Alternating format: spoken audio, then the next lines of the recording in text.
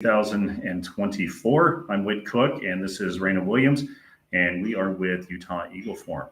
We just want to give you a quick update on what to expect today from the legislature and go over some of the bills that we are tracking. Raina? It's been busy. We've been here for 2 weeks, 2.5 weeks. How long have we been here? 2.5 weeks. Yeah, 2.5 weeks now. Yeah, and we are at this every day. So some of the things that we're doing today. So SB 11 it whizzed through all the committees. It whizzed through the Senate side. It went through the House committee yesterday. It was adopted unanimously. It had 0 opposition, but I have some concerns. Now, this is about the sex and kidnap offender registry, which I am not opposed to. Okay. I like the registry. So I want to say that. And so the bill sponsor is Senator Wilson, and the floor sponsor is Representative Andrew Starr. Right.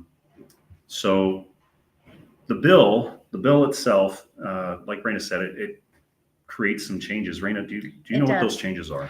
So what it is there's a problem if, I'm going to just throw out a scenario. Let's say you have a daughter who is texting somebody and this number keeps coming up and you don't know who this number belongs to. And let's say you're a good parent, you check her phone. And so what this bill does, it allows you to check that number. And if that number is associated with somebody on the registry, it comes back and says, yes, they're on the registry. That part's good. Mm-hmm. However, it does not give you any other identifying information. So it doesn't even give you a name. With a name, you can go on and search the registry and see a picture, an address, what the offense was, etc. So basically, this bill creates a dead end. I would like the name released as well. That's all. Just, yes, they're on the registry. This is the name who this number is registered to. Right. And what's really interesting about this, if I understand this correctly, is that the corrections agency is not required to report that there's been this contact as well. That's right. So if somebody on the registry list has made contact, you search it up, you find out, they don't have to report it. That's right. There's no reporting. Right. Which that's a concern. Right. So we want to just have a small amendment done on the floor that says, yes, they have to give the name. That's it. And then the bill is fixed and we love it and no problems. Okay. And that seems reasonable. It's a minor fix. It's a minor fix. We did talk to the sponsors and they were unwilling to give us that. So some good news. This is a bill that we really like. This is SB 57. The bill sponsor is Senator Scott Sandell, and the floor sponsor is Representative Ken Ivory. This is concerning our sovereignty, state sovereignty. So how is it that this goes over how states can assert their power of the 10th Amendment. The 10th Amendment is a great amendment. It basically states in there that any power that is not specifically given to the federal government, if it's not specifically listed in the Constitution, then it's a state power. Right. Belongs to the states. Right. And the 9th Amendment states that the power is retained by the people as well. And so we have these checks that are there. So we have checks and balances within the government itself. We have the federal government versus state government, and each have the 3 branches within the state and the federal government. But we also, there's that additional check of the people as well. Well, this has to do with that check of between federal and state. The title of this bill is Utah Constitutional Sovereignty Act. And I love this bill. We need to assert our constitutional authority. Absolutely. Where the states have authority to make their own rules. And as a state, we don't have to enact the rules that come down from the federal government. That's right. And so at present, the way that it's done is if a rule comes down, say from the EPA, the Environmental Protection Agency, and says, Utah, you need to do X, Y, and Z in order to make your environment more clean. And currently, we have to implement those rules during the process of while it goes through the courts. So if Utah doesn't like those rules and we say, no, we're not going to do it, then the federal government can sue us to force us to do it. And while it's going through that process in the courts, we have to comply with the federal mandates, whatever those mandates are. Right. And so a lot of these mandates that come down from the federal government, they're not for Utah. No. It's meant for the entire country, but you can't fit all of those square pegs in a round Right. hole. You can't do it. Utah and New Hampshire are two very different places. Right. Utah and California, two very different places. Utah is unique, and we do need to be separate. Right. Right. And that's just one example. Right. It's not to harm or disparage the EPA. This is all agencies. We just need to make sure that Utah is uniquely Utah.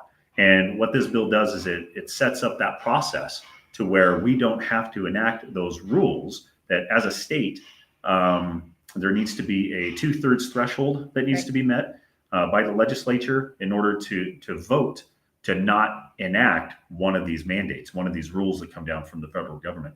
And that's a high bar to reach. And so it's creating this high bar that if something is that important, that our legislature says, no, we're not going to do this, and then we go through the court process, this allows us to not have to go through, this is asserting our right, Right. that we don't have to implement these rules or mandates while we go through that court process. So super excited about that. Again, that is SB 57. Really excited. And I really like that Senator Sandel and Representative Ivory brought this forward. I do too. And it's nice to get good news up here too. Right. This was a Right. good bill. When I read it, I'm like, yes, good bill. Very good. The next bill on the docket, Another good one. really good. This is HB 164. This one was brought forth by Representative Clancy, Mhm. Tyler Clancy, and the floor sponsor is Senator Kennedy. This one, okay, so first of all, you have to realize that Representative Clancy is the youngest representative we've ever had. He's To serve in the Utah legislature. to serve in this legislature. He's fantastic. But it's the part of the bill is very, very short. It's 2 lines long. It says a central bank digital currency as defined in section 70A-1A-201 is not specie legal tender and is not legal tender in the state. And what that means is we don't have to do CBDC. Central bank digital currencies, CBDC. So just a little bit of background for those who might not know, CBDCs have been talked about worldwide recently by central banking systems as an alternative of using paper or even digital currency that you find in your bank account. This would be completely separate than what you find in your bank account. A CBDC would be issued directly by instead of the Treasury Department, it would be specifically and directly given by the central bank. The scary part about that is that central banks would then be able to tell you what you can and can't use your money for. That's what they're doing over in China. Exactly. It's a social credit score. It is a social credit score, and they also put time limits on it too. Right. If you have not used your CBDCs by a certain time, they expire. Go away. So in other words, you can't have savings. Right. It's putting people into the continual rat race to where they don't have anything to rest on later in their years. And it's a terrible idea, these CBDCs. And something else that China is doing, well, we already mentioned it briefly, just you cannot use that currency, CBDCs, to purchase certain items. So in context, let's just say we have an administration at the federal level that says that they're no longer going to allow you to purchase firearms or ammunition. They don't like the Second Amendment. They see it as a threat to their power in the federal government, or they don't like hunters, or they don't like the killing of animals, right, as hunters do. All of a sudden, you can no longer use CBDCs to purchase your ammunition or even a firearm. But that is the way you are paid at your job. At your job. Yep. So there's no other option. So it's very concerning. Very concerning. And I love that we have this and it's sailing through. It is sailing through. There's a lot of support that's out there. Yes. And we hope that we get this passed. This would be preventative so that we don't end up to be like China, because the Federal Reserve here in our country, in the United States, has had discussions. They've had talks about this as a potential possibility. So we're hoping that passes. And right now it's still on the House floor. It's gone through committee, so it's on the House floor, and then it'll have to go through Senate and the Senate floor, but we're hopeful. And then along those lines. Oh my goodness, this is amazing. So HB 348. So again, having to deal with currency in the state of Utah within just our boundaries. Just Utah. Because we're sovereign. Yes. It's just us. Right. HB 348 brought to us by Representative Ken Ivory. He's been on a few of these bills. He has. This is amazing. This one is a huge game changer. It's a minor code switch that allows. So let me back up a little bit. So currently, Utah accepts gold and silver as currency. Right. You can transact, you can exchange using gold and silver, but the business needs to be set up for that. They need to be specifically declared. Say, just for example, Utah, we have gold backs out here in Utah. You need to be an actual gold back acceptor as a business. And so you're limited in your range of where you can purchase items and spend your gold or silver. I also believe that it is subject to capital gains tax. It still is subject to tax. So what this bill does is two major things. It expands the current definition of gold and silver being used as currency. Right. To also, but that currency needs to be stamped, right, coined, minted by the U.S. Treasury. So only silver dollars or gold eagles can be used, or similar currencies that have the U.S. Government stamp of approval can be used within the state limits of Utah. This expands the definition to where it also includes bullion. And so this would be gold dust. Right. Anything gold. Half of a silver dollar, right? It just whatever the weight would be of that. This also includes still gold backs and other gold and silver exchanges. But the second thing it does is it removes that capital gains tax on using it, because if it's accepted as actual currency, you don't have to pay tax on your currency, on your money. Right. So you don't have to exchange back and forth between dollars and your gold or silver, and that includes bullion. So bullion, it's not just dust, but this would be coins that are minted by other mints other than the U.S. Treasury. And so this is a fantastic bill, and we're helping. We're pushing this through. We're supporting this bill. And one thing that's really great about gold and silver, we're losing the value of our dollars. Our dollars are going down, down, down, down, down. But gold and silver, their value is staying or increasing. Mm-hmm. So as we use it, it increases our buying power. So rather than losing money, we're able to make money. Well, it fluctuates. It does. So it goes fluctuate. Up, it goes down. And there are companies out there that are specifically designed to help with this process. I've been able to sit down and talk with one of them. It's a company out of England. And the CEO and we had a conversation on how his company, there are gold depositories all around the world. The gold is put into a depository, but then at that point, it's tied to a MasterCard. Right. So you can use just swipe a credit card that's accepted everywhere already, and it's tied to your gold. And so at any given time, so if you go into a gas station and you want to buy a Snickers bar, and you can just pull out your MasterCard, and the system recognizes where your value of your money is, of your bullion that's in the vault. It recognizes your value and exchange rate for dollars. You swipe your MasterCard, and all of a sudden it just deducts it from your depository. Just like a regular debit card. It's amazing. It is. So we're really looking forward to this one. I'm excited about this bill. And then our next bill. Oh, HB 303. School curriculum requirements. This is by Jeff Stenquist, and the floor sponsor is Senator Kennedy.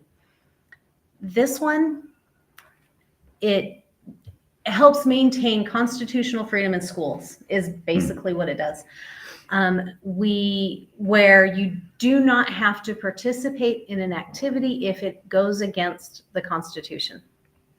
It stops school officials, teachers, who else am I missing? Employees, anyone from having disparaging viewpoints, and they cannot promote other certain viewpoints, such as, I'm going to pick on one of my favorites. I'm sorry for everyone who this offends. No, I'm not.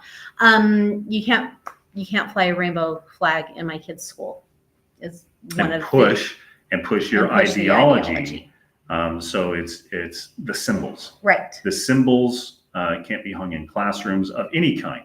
So it's not just a rainbow flag. No. So I just picked that one. If I created a flag for my lifestyle preference, which is I'm a masculine male, and I like girls, I like women, hetero. If we could just say that. Cisgender. Yeah. All the things. I hate that word. I do too. But anyway, I can't go out and make a flag. Right. And then hang that in a school classroom either. So it's Right. both sides of the viewpoint. It is both sides. So if we really are going to have our classrooms neutral, Right. then they need to be neutral. Exactly. It means that you can't push one viewpoint or another. Teachers need to just teach. And this is great because it takes us back to the standpoint, the viewpoint of teachers are there to focus on reading, writing, and arithmetic. Right. And true history. A true history. Yeah, right. Well, and history can be slanted, and I'm sure that there's still going to be instances, but this law provides for an actual safe space for our kids, and so we support this. Oh, HB 111. Brought to us by Representative Jimenez, Yes. Tim Jimenez out of Tooele. Anything that Representative Jimenez puts his name to is just It's great. gold. Yeah. It is. There are some representatives and senators up here that you get to know. And Representative Jimenez is one of my favorites. He's one of those good ones. He really is. Anything that he puts his name to is just it's great. It's good. Yeah. And so what HB 11 does, 111. 111, I'm sorry. That's what okay. HB 111 does is it takes on the issue of DEI in the private workplace. Right. And so there's another bill that's going through, I believe it's 261 by Representative Katie Hall, that tackles DEI, diversity, equity, and inclusion in the public space. Right. So that would be universities as well as government buildings.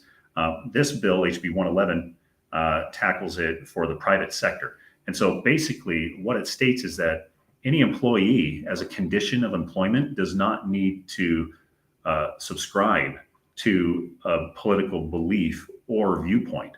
And so if an employer, and this has happened example after example after example across this country of employers requiring their employees to believe a certain way. Or at least to say they believe.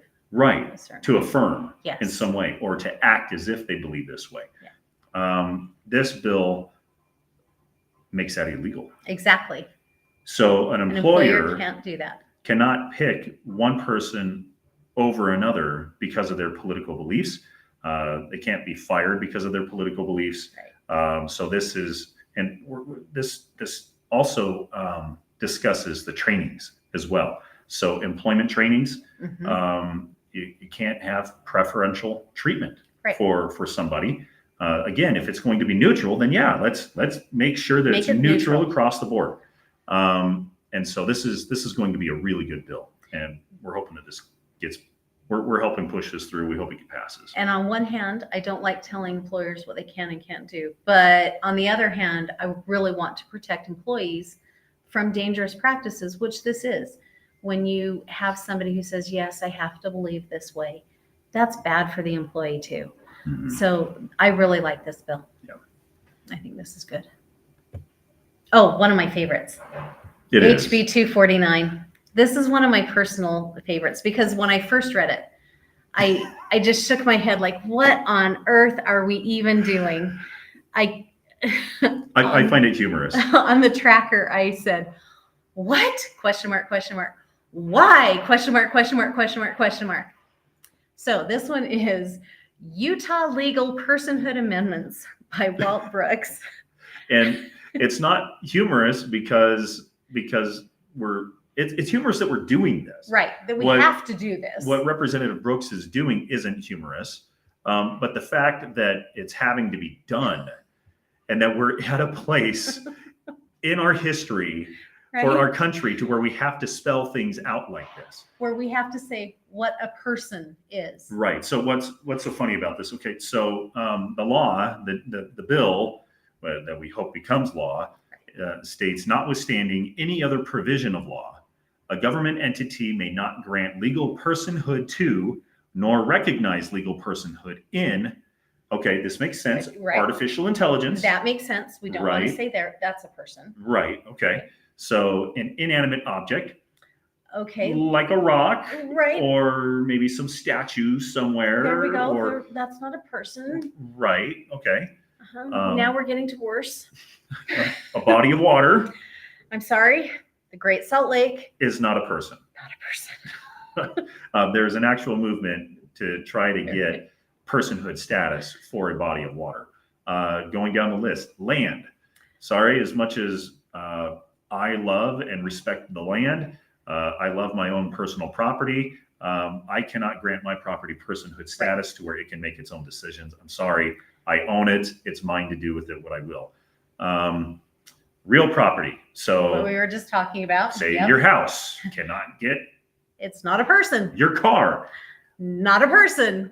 We in my family we have nicknames for our vehicles. Oh, we do. Yeah. Yeah, you have nicknames too, but the government is not going to recognize that it's an actual person because you give it a nickname. Exactly. I mean, it's ridiculous. Right. Atmospheric gases. Okay. You know, there's some spiritual beliefs that are out there about nebulas and stuff like that. It's not a person. It's still not a person. Even though there's one that's out there, a nebula called the Horsehead Nebula. Oh. Yeah, it's a beautiful nebula. Yeah, and actually it's the Horsehead is part of it's not the name of the nebula, it's part of a nebula. I think it's the Eaglehead Nebula or something like that. Now I'm gonna have to Google this. Yeah, but there's a horsehead that's part of it. It kind of comes up and over and it looks like a seahorse or something. But it's not a real horse. And it's not a person. Not a person. An astronomical object, Halley's Comet was, that's an astronomical object. It has the name Halley, but it's not, again, for spiritual beliefs or whatever. It's not a person. It's not a person. It should not be legally recognized by the government. Is not a person. No, not at all. The weather itself, again, we have names for weather patterns. El Nino. Right. La Nina. Yeah. Right. We have the pineapple, whatever. Yeah, there's an actual pineapple express is what it's called, I think. And you get these atmospheric pressures that bring weather up straight up and over in the higher atmosphere, and then it drops a ton of rain over the United States. We could really use that. Yeah, it's wonderful. But then again, it's not a person. Not a person. A plant. Plants. Not a person. Sorry. People name their pets. Oh, and I name my plants too because I'm kind of weird like that. But again, it's not a person. Nor animals. It actually states in here non-human animal. So as much as we love our dogs, we love our cats. Maybe you have a pet monkey, something more exotic. My bunny. It cannot have personhood status. It's not even for those that treat their pets or say that their pets are their kids. They still will not get personhood status. Exactly. As much as you dress them up and as much as you love and snuggle them. In It's the not a eyes of the person. law, if this goes into effect, we'll make it to where they do not get personhood status. And then any other member of the taxonomic domain that is a non-human being. So again, animals will not get personhood status. So isn't that just funny that we have to say this? But there are a number of states that there's this big push for what's it called? something about nature rights, or the rights of nature, Yeah. something like that, where they are granting personhood status to non-person things. And so Representative Brooks says, no, we need to get ahead of this. And there are a few states like Utah who will be passing this where it is not a person if it's not a person. Right. And so can you imagine the Great Salt Lake suing the state of Utah for pollution reasons? Exactly. Or for not dumping in a lot of water? I mean, that's really where we are at as a state. There's a movement trying to make the Great Salt Lake. And that actually came up in person. committee, Yeah. where they were saying, but the Great Salt Lake has rights and et cetera, et cetera. It's like, okay, not a person. We can protect our land. Exactly. We can use it wisely. Be good we can stewards probably, of it. Exactly. And the same thing with our water and the Great Salt Lake. But still, it's not. It should not have personhood status. And who would? Wow, that would be really interesting when it comes to birth dates and death dates too. Right? How do you do that? Okay.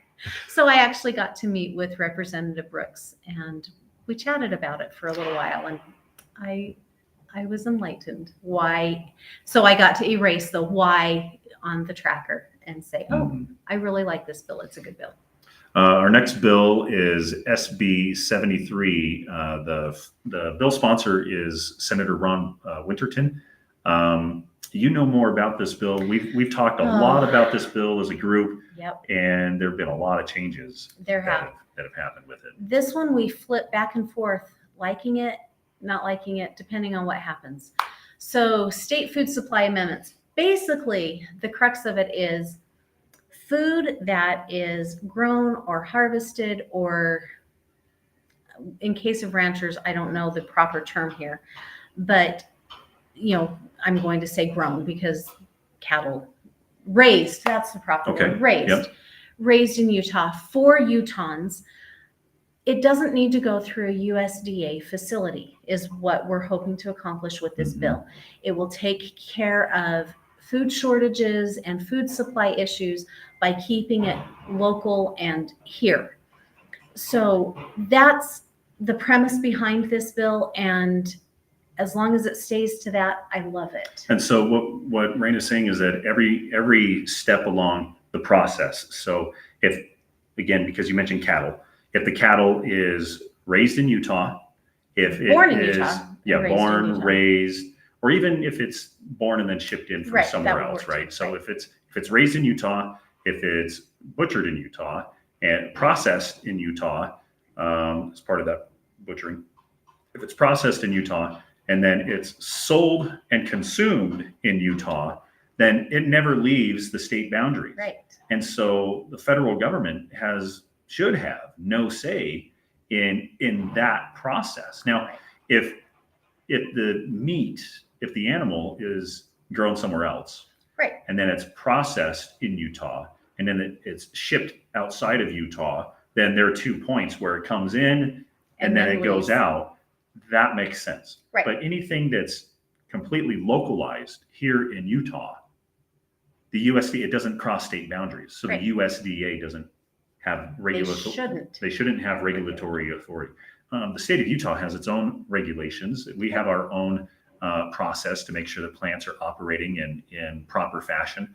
So the USDA, it becomes very burdensome for those who are in the industry. And we're not talking about just the meat industry, but the food industry, the food supply system in general. It becomes burdensome with all of the regulations that are there, while we can just handle it here locally with our own regulatory process that's already set in place. And we can be sovereign and take care of our own things. I'm sure you've heard, buy local. This helps with buying local because it helps keep it local. And so I really want to love this bill. You know what would be really good too is if we had a label.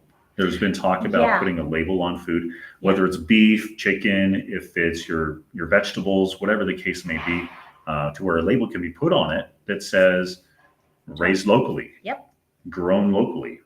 Wouldn't that be great? And then where it's from, even, because a lot of our beef in the United States comes from Brazil. That's right. Yeah, a lot of it, most of it. So that's the idea behind this bill. And I hope that one. Less red tape. Yes. Yep. Yeah. Means less expenses, less costs for the consumer, because it's less expensive for the producers and the growers and the manufacturers. And it will help with food shortages Mhm. and our supply supply chain chain. Yeah. issues. That's a great point, because look at what happened with COVID, just Exactly. in the not so distant past. Exactly. Supply chain issues just completely fell apart Right. when things shut down. And so this is a state security issue. Yeah. As well. All right. Oh, HB 182, student survey amendments. This is by Representative Lisenby. I take care of the Eagle Forum email. And one of the questions was, what's being done with surveys, school surveys? Mhm. Because a lot of times parents are not even aware of the surveys that are happening. Students are given surveys in school and they are asked all sorts of questions. Some of the surveys are just short, some of them are pages long. So this just says Inappropriate questions. Yes. If I might add. Very inappropriate Questions that I don't want my child to answer. Exactly. That the school has no, and the school doesn't even know really most of the time, but there's no business asking those questions to a minor child. That's absolutely ridiculous, especially without parental consent. This requires that parents give their okay. That's Right. Which, basically the crux of it. which is great. It puts another step in the process to where the parent has to give approval for one of these tests, one of these surveys to be given. Yes. Sadly, a lot of parents just sign off on Right. everything anyway. Okay, this is all the paperwork. I'm going to sign it really quick, get through it as fast as we can. This is going to take a little bit more study in order to find out what's actually in these questions. But a lot of parents are now informed. Right. They become more informed over the years. There have been a number of projects where education is where groups have educated parents on what are actually in these surveys, and things like not just do you have any intentions to harm yourself or somebody else, but also questions such as how many firearms do you have in your household? And are they under lock and key? Are they secure firearms? Right. So they get into accessibility questions. They get into mental health questions too, and it's just some of these ideas, just for some kids, it's their first time that they've ever heard of something like this. Right. And so instead of trying to correct a problem, these surveys can and do create the problem by planting that seed, that thought. Exactly. And it can be damaging to a child. It can be. And so what it does, it doesn't prevent the surveys, it doesn't stop them, but it allows for parents to say yay or nay. It gives it into the hands of the parents on whether or not these surveys can even be given to their kids. Which is exactly what we want to have happen. It gives parents the choice and it puts it back with parents. Right. Despite your feelings about it, despite my feelings about it, and what we know, it's up to the parents' decision. Exactly. Yeah. Oh, another one that I really like. Yeah. HB 59, Federal Funds Contingency Planning by Ivory and is it Kennedy? It is Kennedy. Okay. Another one that we just really have to give kudos to Representative Ivory on. This one basically says that a state agency has to have a plan in place, have it all written down for any time they go for a grant or funding from the feds. They have to have a plan for what happens if and when the federal funding dries up. Mm-hmm. That's it. And self-explanatory, and it makes sense. It does. Why? It's one of those common sense things that just makes you think, well, yeah. Right. Why haven't we done this before? But how great. It helps with our state sovereignty. Mm-hmm. We are our own little state, like we just said earlier. And this just helps with making sure that we have the funds everywhere that we need to have it in case the federal funds dry up, which I'm good with. Yeah. And it takes out the reporting process as well. when a state has requirements to report to the federal Mhm. at the federal level, that it takes out some of those unnecessary requirements. So it's really It's a good. great bill. Okay, so SB 104. I've heard about this one a little bit. I haven't read this one myself. So this one is Children's Device Protection Act. This was put forward by Senator Todd Weiler. It basically says that when there is a tablet or a smartphone or something that can, something of that nature that a child accesses, that a filter is put on automatically. Now, a parent can override that, but that's the only person who can. Oh, that's great. So Right. this works. This is at the business level then. Yes. So it requires businesses to put the filter on. Yes, to protect That's children, amazing. right? That's amazing. Unfortunately, it was held in committee. There's some problems with it, evidently. I haven't heard what those problems are. I didn't listen to the committee yet, but I love the bill. And so I'm really sad that it's held up in committee. Yeah. So one thing that this would be a great time to mention what our listeners can do. Yes. Any of these bills that pique your interest, that you want to help get passed, contact your representative and your senator. Wherever you live, everyone has two legislators, one that serves in the Senate and one that serves in the House of Representatives. Find out who they are, contact them, and tell them your opinions. Yeah. And that it matters to you. Our legislators up here in Utah, I don't think we're exclusively unique, but it is. I hope not. Not exclusively, but it is unique that we have legislators here in Utah that actually listen They to the do. people. And they are very responsive overall. They are responsive to the people and they want to do what's right.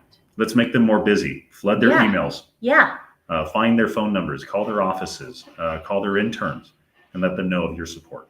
And if you need help doing that, contact one of us and we will help you find out who your legislators are, and we'll put you in touch with them. Yeah, just feel free to message us and we'll help you find out who they are. And I am sorry, I have an appointment. Oh, do you? Okay. I do, with our interns. Okay.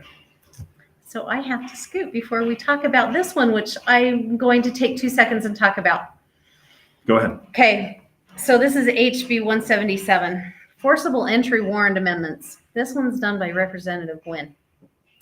So I had the opportunity of talking with Representative Gwynn before this went to committee yesterday. I don't love this bill. I actually really hate this bill. And I tried talking to him about this bill, and it didn't go as well as others that we have talked to in the past. I understand. Okay, from the get-go, I am pro-police. I love police, okay? But I'm also pro-Fourth Amendment, and I think that we need to be safe from search and seizures. So this one says that law enforcement officers, if somebody has been outside surveilling premises for a time and a reasonable person would have seen them, that when they execute a search warrant, they can knock and go in without having to knock a second time, if I remember right. I don't love this. One of the things I really don't love about it is it talks about peace officers rather than police officers. Which is a big difference. It is. With a peace officer, it's a different level of requirement. You don't have as much training. Exactly. Do they have to take an oath of office like police officers do? No. Because I don't think they do. It does also include federal officers and special enforcement officers, which that's not defined for me. Federal officers can also include UN officers. So I don't love this bill, and I'm very worried about it. And Representative Gwynn said it's for a very specialized case. That's not called out in the bill either. So that one is concerning to me. So in the bill, it's generalized instead of Yes. specialized. Interesting. Well, that's what we're here for, is to find these little Right. details. All right. Well, that concludes our updates for today. We will be back tomorrow with more updates Yes. on what's happening up here at the Hill. And so hopefully these videos will help you understand where we're at and what you can do and how you can get involved. Absolutely. And if you have any questions, send an email to utaheagleforum@gmail.com. All right. Thank you.